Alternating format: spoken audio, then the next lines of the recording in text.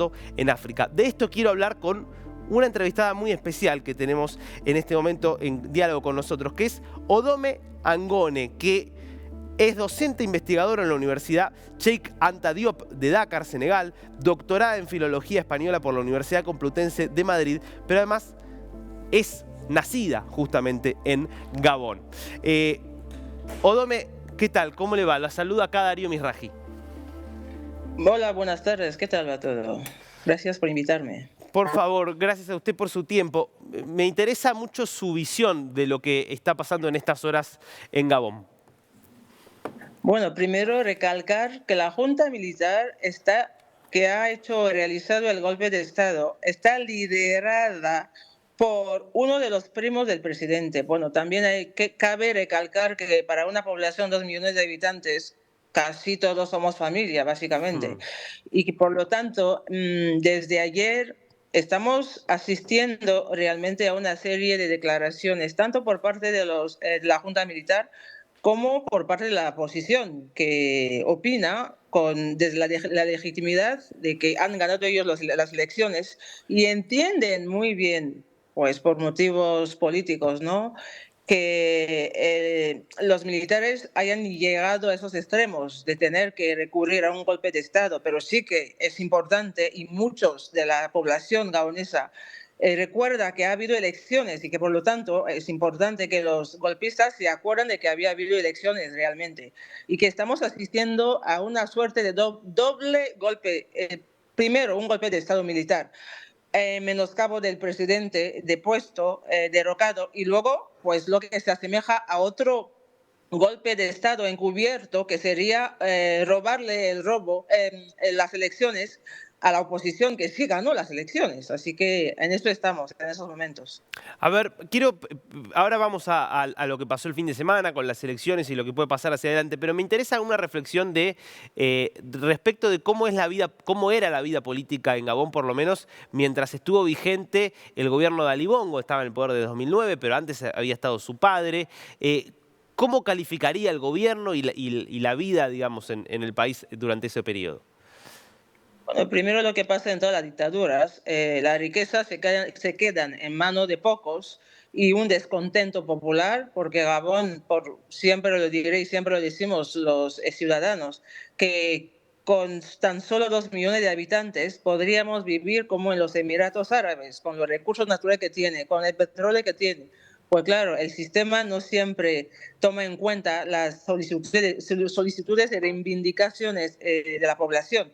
Y yo creo que lo que ha pasado en Gabón ayer, para quienes saben un poquito de la política africana, ya cantaba, se veía llegar, se veía venir, porque desde 1967, que llegó al poder el presidente, que es el difunto padre del actual derrocado, hasta la fecha, básicamente, diríamos que no ha habido cambios, porque el Ali Bongo, que es el hijo del antiguo presidente que dejó el poder por fallecer, realmente lo único que hizo el actual presidente derrocado ha sido, pues eso, seguir lo que en francés se llama la France-Afrique, esta relación política e histórica que entretiene Francia con sus antiguas colonias en la zona de África, donde se habla francés, en África subsahariana. Bien, o sea, más allá usted mencionó dictadura durante muchos años, o sea, había una fachada democrática porque se simulaban elecciones, Sí, pero en los hechos claro, una dictadura. eh, eso es. claro, y también este fenómeno de las relaciones con Francia. ¿Qué Así. importancia tenía esa relación con Francia y el gobierno depuesto? Pues básicamente, a cambio de que los dictadores se mantienen en el poder, Francia pues le suministra todo lo que tiene que ver con el armamento. Entonces, claro, ¿qué va a pasar? Es que el gobernante o el líder no está trabajando a favor de la población, está trabajando a favor de quienes le mantienen ahí, a cambio de que, pues eso, violen los derechos humanos, se mantenga la fuerza y le deja pues los mercados a las multinacionales francesas, básicamente. Claro, Entonces uno podría, digo, a partir de esto se puede entender cierto sentimiento en la población, no en el gobierno, sino en la población de Gabón antifrancés. ¿Hay un sentimiento de rechazo hacia los franceses? Pues realmente opino que es un atajo pensar que haya un sentimiento antifrancés. Realmente lo que en los medios de comunicación internacionales llaman fuera de África el sentimiento antifrancés es una respuesta anticolonial o anticolonialista, de que ya nos hemos cansado de tener en el poder a personas que realmente no nos representan a los jóvenes. Por eso mismo pasa. Y sabemos que hay relaciones que Francia, con sus antiguas colonias, sigue manteniendo sin escuchar realmente la voluntad popular. Desgraciadamente, lo que pasa en África es que la población es mayoritariamente joven. Entonces, esa población no puede estar aguantando pues esa injusticia social, no puede estar aguantando, está viendo sobre todo que con las redes sociales, pues cuando hay un golpe de Estado en un país africano, claramente también puede pasar que a uno le dé ideas para que se reproduzca en determinados países. Yo creo que es lo que ha pasado en Gabón, porque desde hace unos años se está notando que hay una recurrencia de golpes de Estado por parte de los militares, ¿no?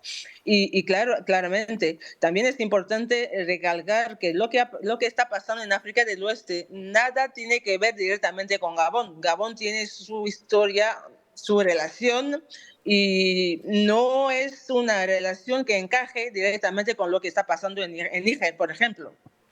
Claro, claro, entiendo. Aparte, no es si vemos el mapa un momento para graficarlo, efectivamente Gabón Ujú. no pertenece a la región conocida como el Sahel.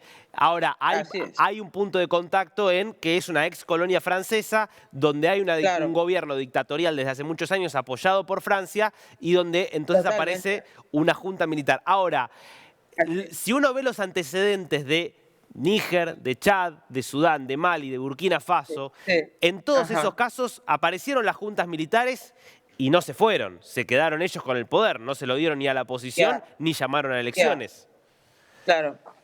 Pues realmente en el caso de Gabón ha habido pues una serie de líderes desde ayer. Es verdad que no sale mucho en las noticias porque solo se han quedado los medios de comunicación con el golpe de Estado.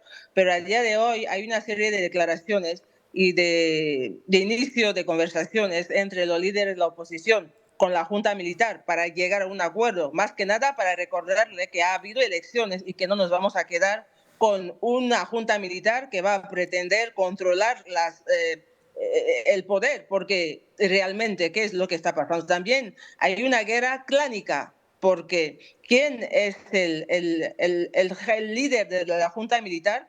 Es parte de un clan que se está Hmm. oponiendo a otro dentro del partido tradicionalmente que está en el poder, por lo que no queremos los jóvenes y la población encontrarnos siendo rehenes de un sistema que se está finalmente quedando con los mismos. Así está un poquito la conversación en proceso continuo. Ahora, yo le tomo un caso como por ejemplo el de Sudán. Recuerdo Sudán, Sí. Omar al-Bashir fue dictadura durante varias décadas, más de 30 años en el poder. 2019, Sí, protestas muy importantes, un movimiento de sí, jóvenes que sale a la calle pidiendo democracia, es derrocado sí, al-Bashir, asume un sí, régimen, una junta prometiendo que iba a haber un gobierno civil ya, y eso nunca claro, sucede y de hecho hoy hay una guerra civil desatada entre dos ya, facciones militares.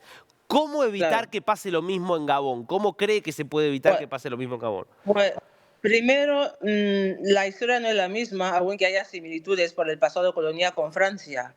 Y luego porque la población, la demografía de Gabón, como lo digo y siempre lo recalco, porque es muy importante recordar que en Gabón 2 millones de habitantes significa que todos somos familia. O sea, Mm. básicamente que un opositor también puede ser familia de uno que está en el poder, aunque no encaje en la forma de pensar la política del país. Y luego porque realmente hay otras conversaciones que se están teniendo con la realidad étnica, es decir, que quien ha llevado a cabo el golpe de Estado es de padre de una etnia mayoritaria en Gabón, aunque sea primo del presidente. Esa Mm. relación también son realidades contextuales de realidades políticas en África. Y eso es importante recalcarlo. Y también saber que el opositor que ganó las elecciones es FON, o sea que la etnia mayoritaria de Gabón y que tiene esa conexión con el padre del líder político, del líder de la Junta Militar. O sea, que son cosas que desde fuera pueden resultar difíciles de entender, pero a la hora de concretar también podrían jugar a favor o en contra, todo depende. Pero sí que pues todos, no creo, desde luego, y es obvio que lo diga, porque como ciudadana yo no quiero que terminemos en un caos, pero no creo que lleguemos a esos extremos. Estaremos conversando, porque en eso estamos, y la diáspora también está pesando muy a favor de la oposición en todo esto. Hay una visibilidad de la realidad gabonesa que está llevándose a cabo gracias a la diáspora gabonesa que está afuera y que está denunciando lo que está pasando. La que vive tanto en Estados Unidos como en Francia, en Marruecos, en Senegal, se está llevando a cabo una serie de encuentros, de concentraciones, para seguir denunciando también esa relación bastante rara que tiene Francia con sus antiguas colonias. Odome, le hago una última pregunta, que nos estamos quedando sin tiempo, pero me interesa una reflexión. ¿Por qué cree que en el caso de Gabón y muchos otros países del norte de África y de África en general, les ha costado tanto a lo largo de la historia poder consolidar democracias?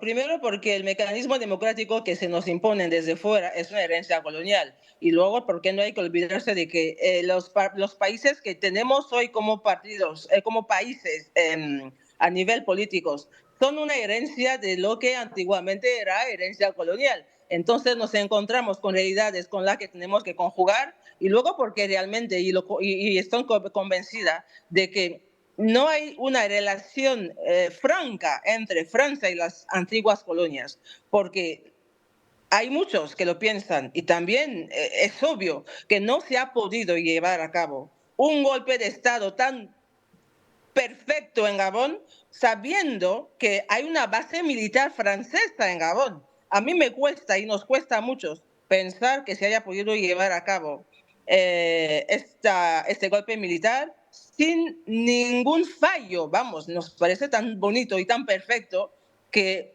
pues algunos piensan que hay una mano negra de Francia ahí detrás para intentar buscar la falta de mantener al presidente de puesto, uno que sirva para seguir, pues esto, favoreciendo los intereses de Francia, básicamente. Porque siempre aparece Francia en esta realidad, en esas situaciones, en tantísimos episodios capitales de África, en cuanto a lo que se refiere a las antiguas colonias, siempre aparece el protagonista francés.